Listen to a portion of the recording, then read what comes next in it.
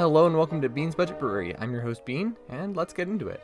Today's deck is $1 Spellbound Beaters. It's a deck that wants to get out a big creature, and that creature's power and toughness will be equal to the number of spells in your graveyard, spells being instants and sorceries. And we're only running these two, because we want to make sure that most of our cards are instants and sorceries, which is kind of important.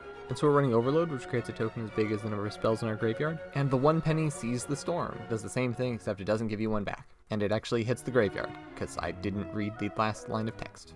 Early game we want to be discarding cards, so we're running Faithless Salvaging to do that. And we're also playing Desperate Ravings, because most of the time we don't care what we're discarding. This guy's here mostly to fill out the curve. But of course I've saved the best for last. Any graveyard deck really cares about wheels, and as we all know, Wheel of Fortune is one of the most powerful cards in Magic. So what does this deck have as its Wheel of Fortune?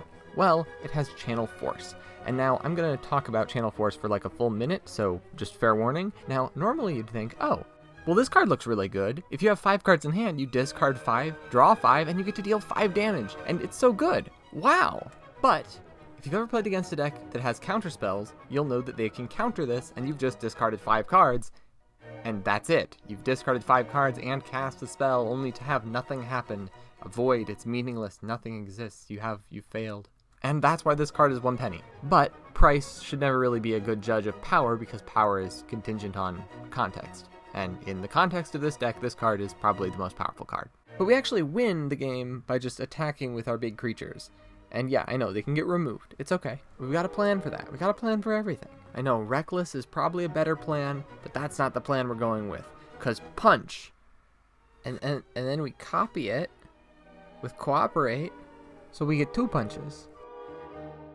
And that's the deck, at least the way I built it. I have noticed the deck is very low on interaction and is missing 1-drops, which is just a thing that we will not think about. And so if you're interested in making the deck yourself, I would advise having a sideboard with like 4 Shock and 4 Flame Blessed Bolt or something like that. Whatever is cheap in your area, just add some 1-drops that interact with your opponent's stuff.